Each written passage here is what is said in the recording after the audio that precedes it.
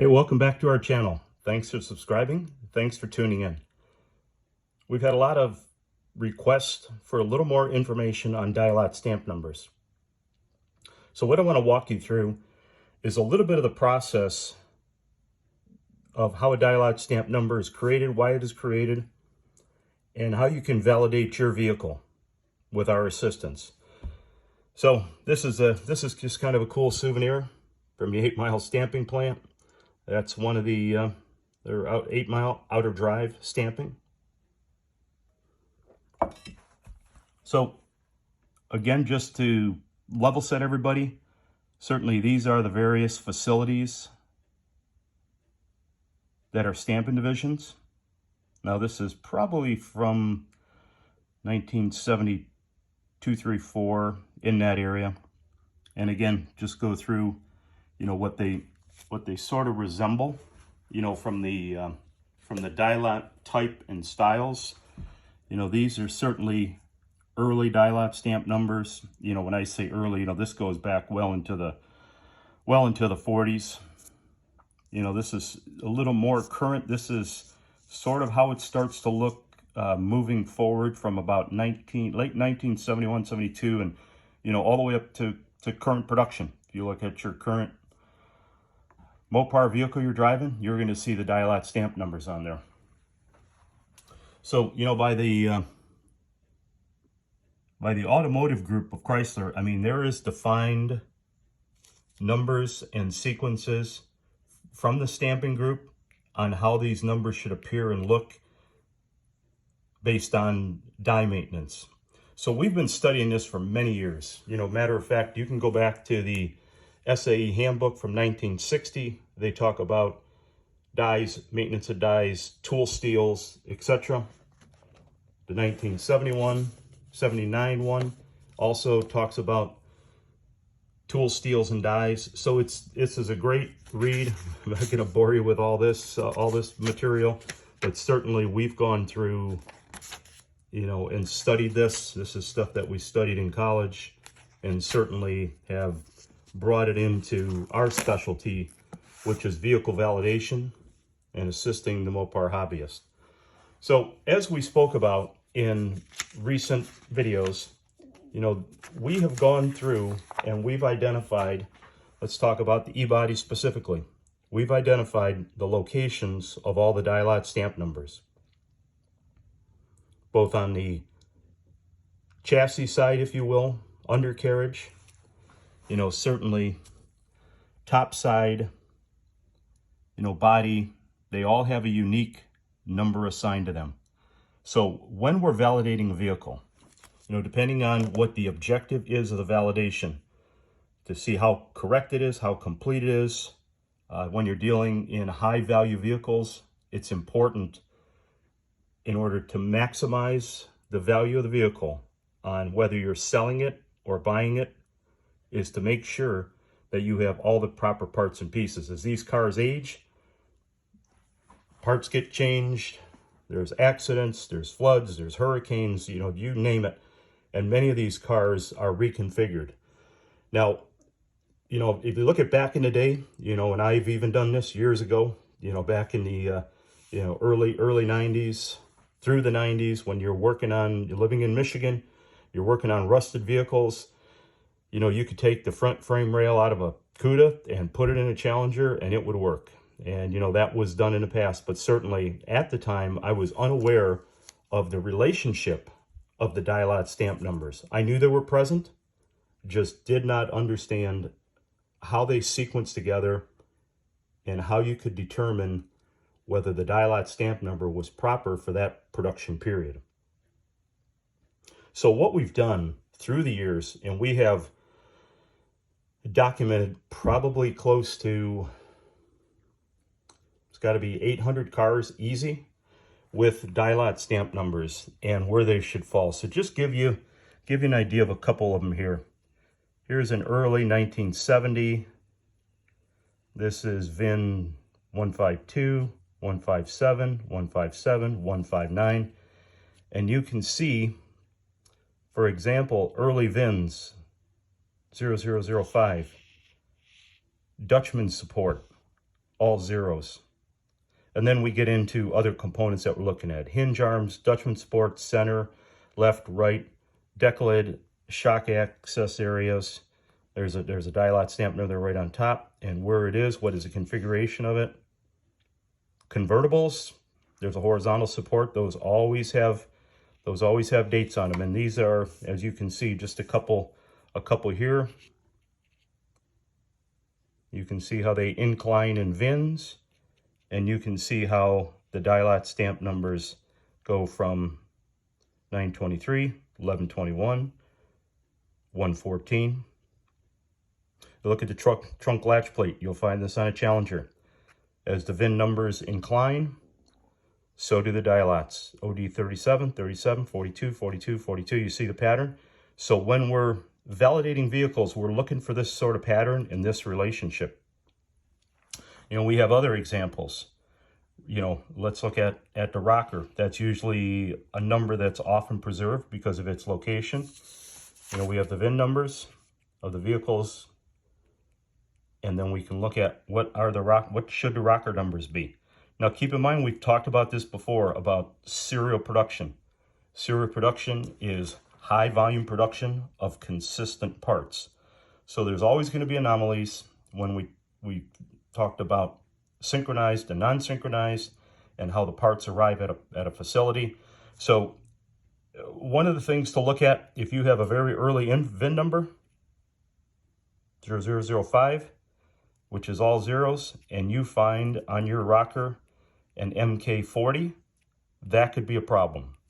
Doesn't necessarily mean it's a bad car. It could have had some collision repair, collision damage, but in all likelihood, that number, MKR40, this is right hand, left hand, which is Mack Avenue, you would not find it on an early VIN numbered car. You know, so when you look at, if you're looking at, you know, this particular area here, what I'm showing is, you know, the rear frame, and this is where the rear frame's tying into the front frame, if you will, and it's unibodies, but it's the heavy supports.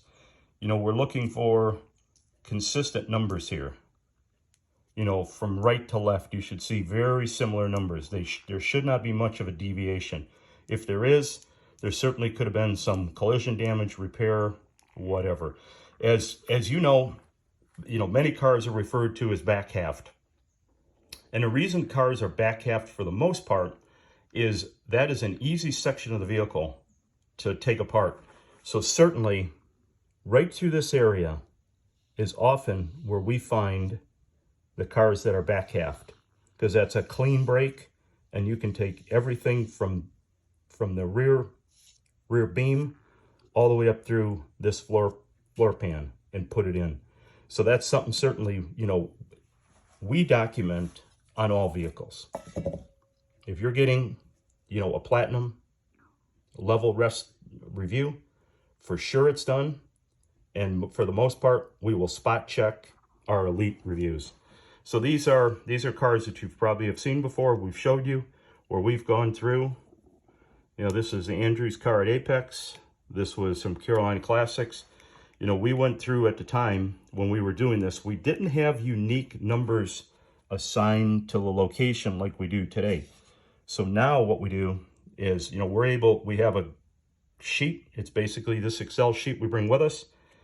We will go through the vehicle and we'll identify all the dial-out stamp numbers that we can, and we'll put them into our reference sheet so that when we're out, the more data we collect, the better we become. When we're collecting this data, we can certainly, at a quick glance, look to see if there's any anomalies. And they're very easy to spot. Once you're armed with the proper data, and we have, you know, these are just samples of a couple sheets. I mean, we have literally, like I said, probably over 600 cars fully documented with all the dial-out stamp numbers. So we're able to tell. Now, again, I just want to stress, doesn't necessarily mean that it's a bad car. It just means that there's been significant repair in some areas. However, it could be a bad car, and that's something we look for. If somebody's trying to rebody, restamp, you know, oftentimes you're going to find the core support. You know, you'll have maybe no dial-lot stamp numbers are found up here, then in that case, that probably was replaced. If you have a VIN stamped on it and there's no dial-lot stamp number found on that upper core support or an SO number, you just have to look a little closer to try to understand what may have happened to that vehicle. So when you're looking at this, these are just some examples. Radiator core support, some of the dial-lot stamps we look for. Left-hand side, and this is on a 71 car, so left-hand side. You're also going to look at the top where that VIN number is. You're going to look at radiator core support, again, the dial-lot. What dial-lots are you seeing for what production periods, and where the dial-lot locations are. As stated, here is an example of a 1970 OD48, pretty common number you see. This is on a CUDA. You can see this is the headlight harness. Often this number is covered by the headlight harness. Here's a core support, 1973. You can see the numbers start to change. They start to get a little more granular for better traceability of the dial-lot stamp number. Other areas to pay attention to. We could talk about this all day.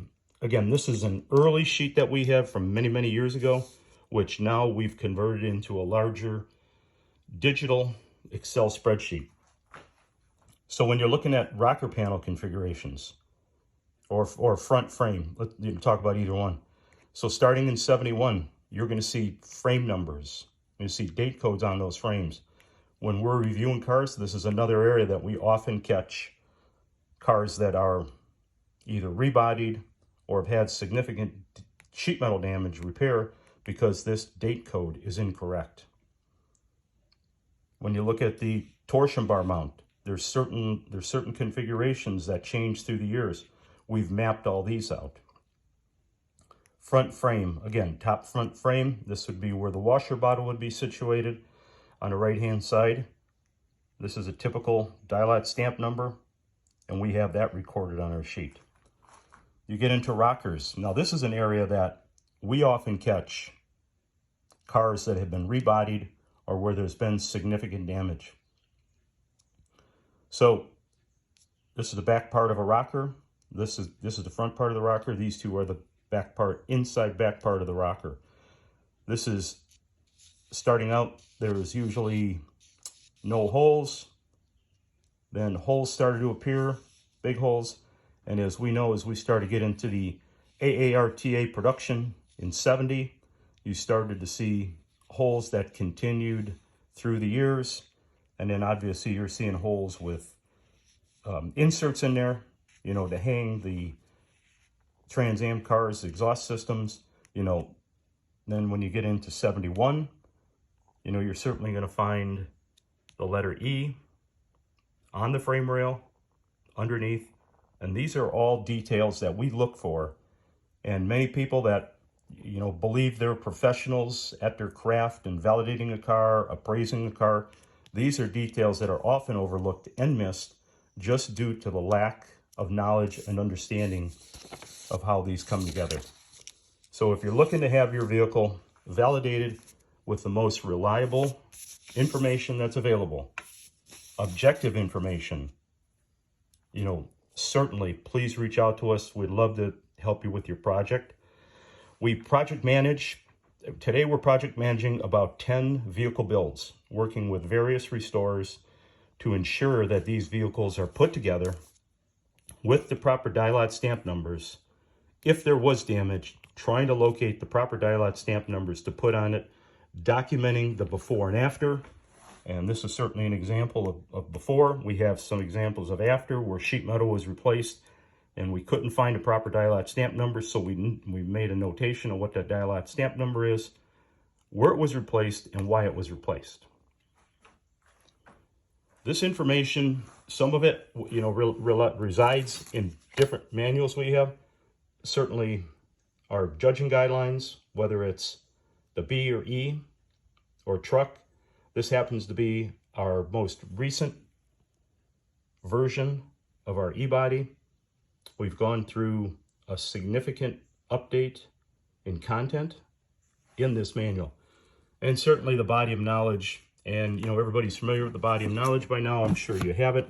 We have a lot of information in there, you know, going all the way back to Briggs cars, Briggs bodies, older vehicles, you know, where to find VIN numbers, where to find the hidden VIN numbers, where to locate some of your dial-out stamps, where engine serial numbers appears through the, you know, 1900s up through 57s engines. So this is a great reference manual for the generalist, the specialist, the collector. You can go through this. There is page after page of content on how to identify VIN numbers, VIN tags, rivets. It's just endless.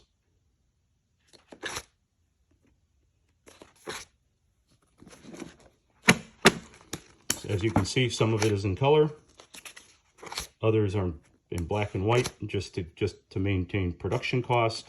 But certainly this gives you an idea of some of the content that we have based on our experience validating cars, years of collecting data, copious amounts of data, and we're sharing it with you. I hope you take advantage of it.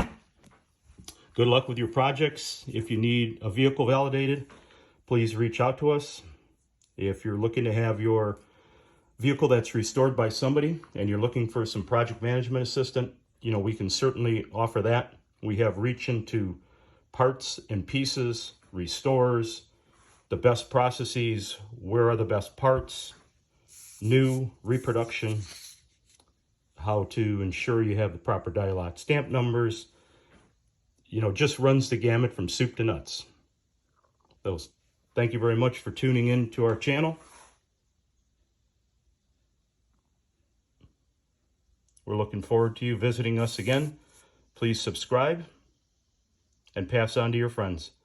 There will be more videos of this nature following. Thank you.